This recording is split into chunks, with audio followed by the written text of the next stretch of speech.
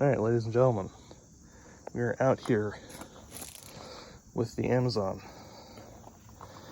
Got the battery hooked up, pulled the plugs out. P.O. had, he had been soaking, he had always put a little bit of oil on the top end just to keep it from getting rusty. So first things first, I think we're gonna go ahead and crank it a little just to clear if there's anything sitting up there out before I hit it with a little starting fluid.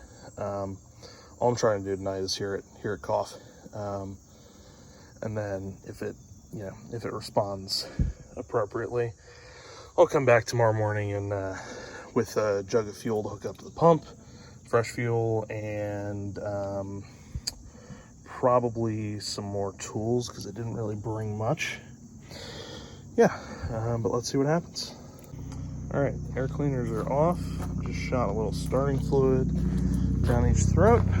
Let's see what happens. Of course, we have a life flight flying overhead, so that makes things fun. Let's see what happens. Okay.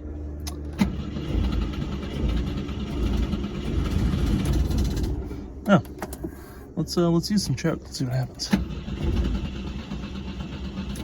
Nope, that didn't do it.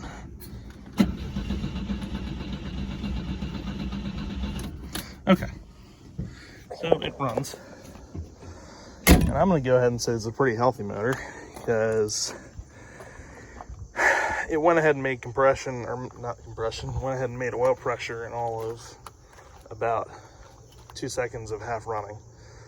So for a B20, it's been saying that's not too shabby.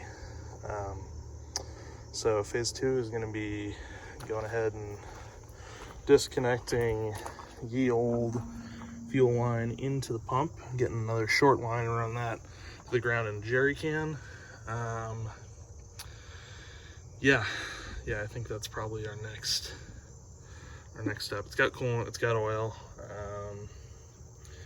Yeah, because once I can hear it run, I'm happy with it. I'll pull the tank, get that clean and resealed. I've got a radiator shop here that's real good. They quoted me $100 to do the whole thing, so have them do that. And then after that, I guess carbs probably need to be cleaned again. And keen-eyed viewers will also note I have no charging system at the moment because the generator had started to go with the previous owner, so he had sourced an alternator. I'm probably just going to go ahead and get a Swedish Embassy Philco 10SI conversion, because that's really the best way to go for one of these. If you're going to put an alternator on it, you might as well get something that you can actually buy at the parts store. But yeah, no, once it runs, we get to start spending adult money on brakes and clutch hydraulics, because man, does this thing need both of those. Clutch master tells its own tale. The thing is just nasty looking. All right, well, we're back for day 2. I was gonna make an actual good quality video for this, but I hooked up our fuel tank, and I thought it was gonna give me a little bit of a fight, but I hit it with some ether, and it filled the fuel filter and fired right up and idled perfectly and didn't give me any trouble. And I'll go ahead and start for you. Of course, there's someone driving by in a fucking UTV right now. So you can see them go ripping up the road. There it is.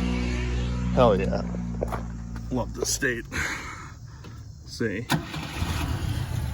Seriously? That's it? That's all it's gonna take? And that is the quietest pushrod car I've ever had in my life. Because my 142 had no exhaust when I got it, and the 145 had some straight pipe with a glass pack on it. So, but yeah, little pea shooter. I'm sure that'll change. I'm probably gonna put a Simons on this thing eventually. But yeah, really? That was no effort whatsoever for a start. I mean, man, I wish they were all like that. But yeah, good oil pressure. Starting to get warm. As you can see, water pump ain't spinning because you got no alternator still. But yeah, so motor's healthy enough that I guess I'm okay spending some adult money now on parts, which I'm not excited about because that's going to be expensive. But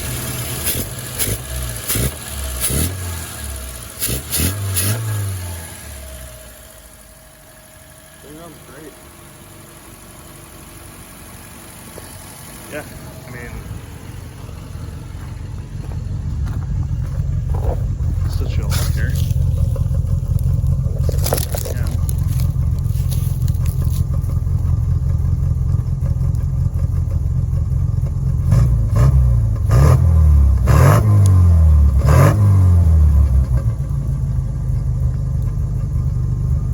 Yeah, like really? That thing just way too easy for what I normally deal with. So yeah, she's a runner.